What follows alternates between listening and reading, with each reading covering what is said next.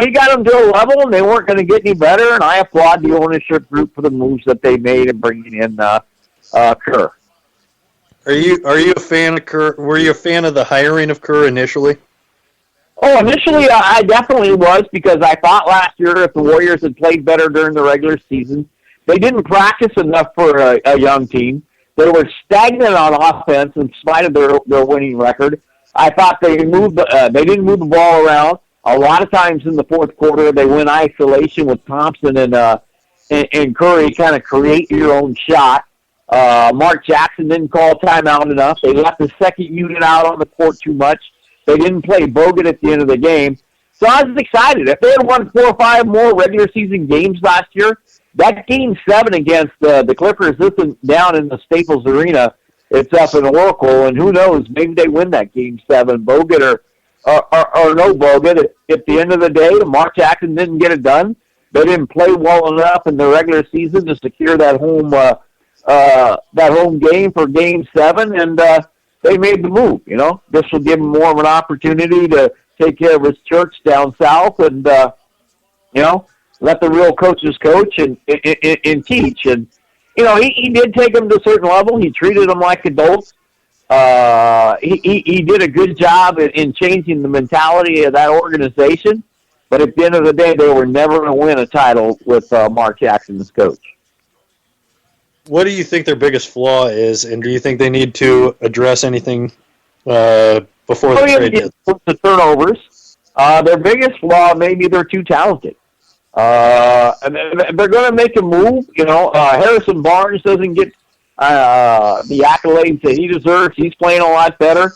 Iguodala has been a colossal disappointment, and I thought he was a lot better, but he's just your typical East Coast guy that gets great team player, but and a good in the locker room from what I hear. But I'd like to see better play out of Iguodala.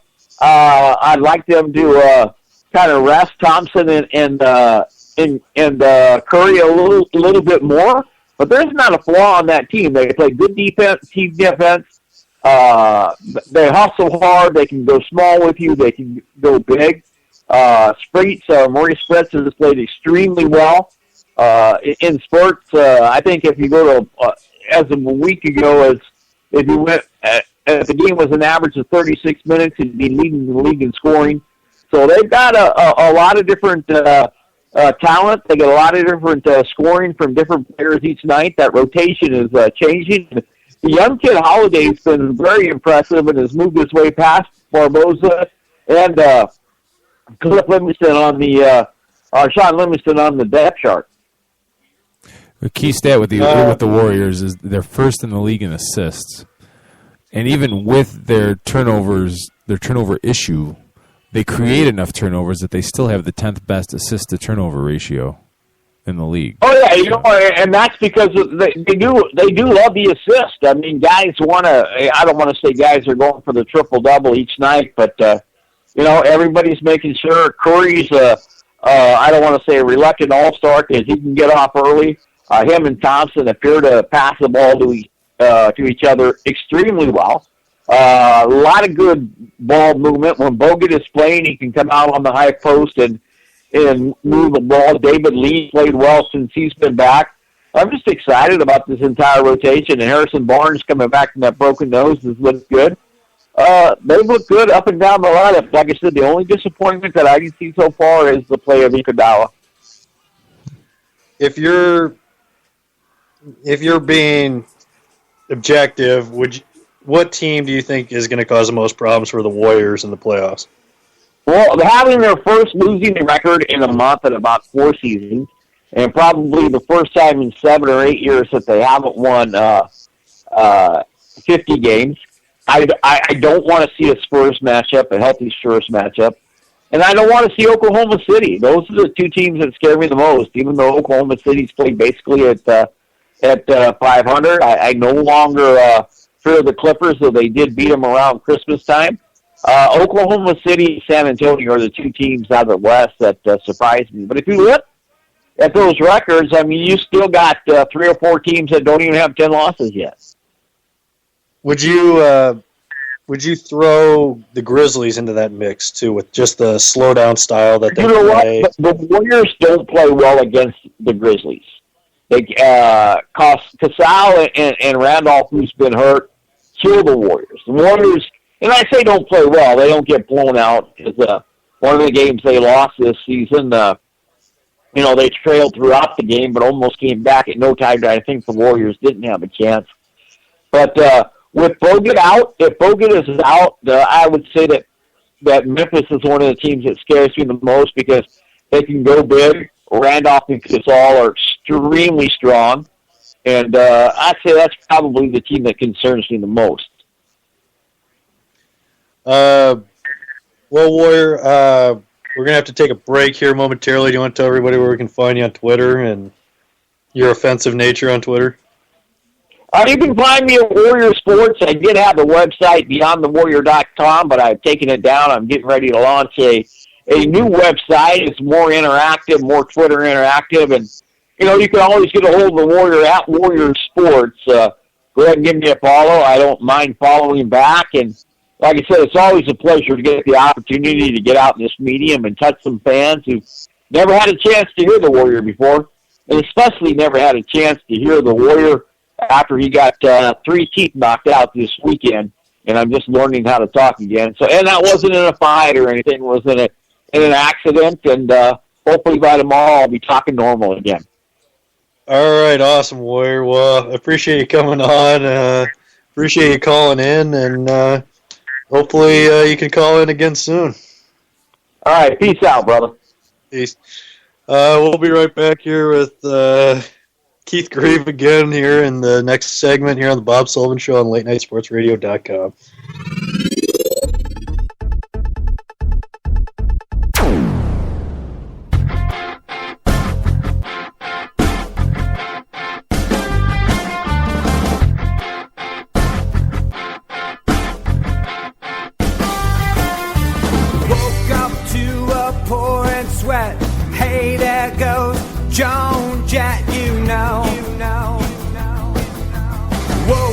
To some wailing was Van Halen on my radio. Parachute pants, skinny ties, Michael J. Fox, family ties, 1984. Radio, radio, radio, radio.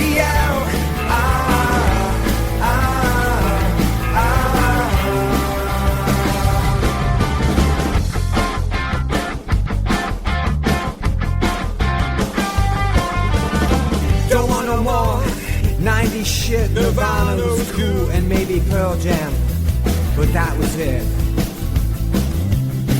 Give me Springsteen, rock and roll, Cheap Trick, not Oingo Boingo.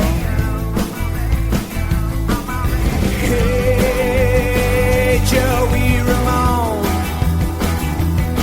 leave Michael Jackson at home. Radio, radio, radio, radio, radio,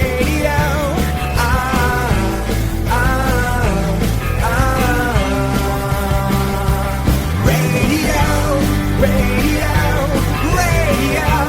radio, radio,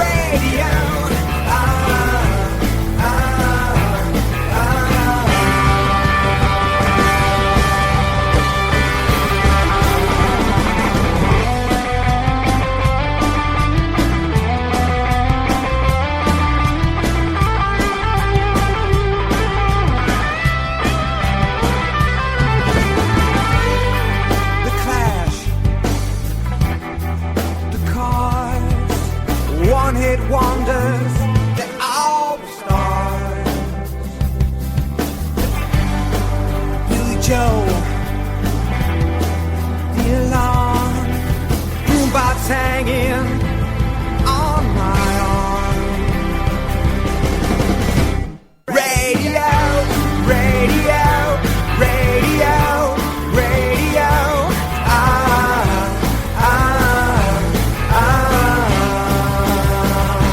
Radio, radio, radio, radio.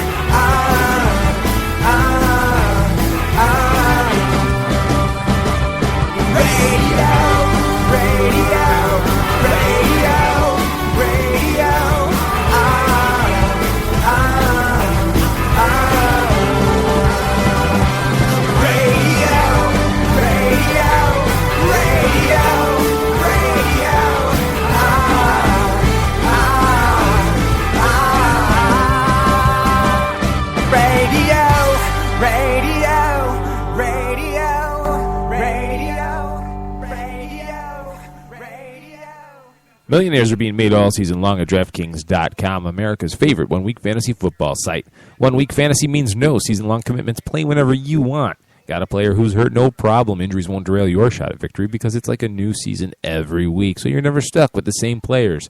Pick your team in minutes. You could be on your way to winning huge cash. This season, one listener turned $10 into $5,000. Another turned $2 into $10,000. And a new millionaire has been crowned nearly every week this season at DraftKings.com. You could be next.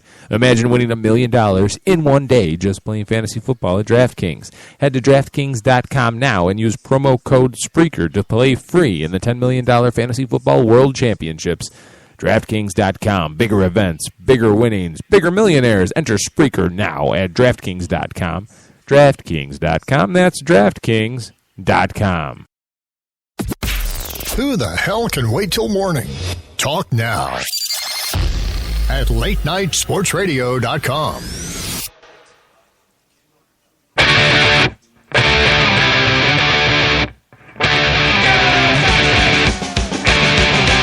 Welcome back to the Bob Spreaker Show here on latenightsportsradio.com.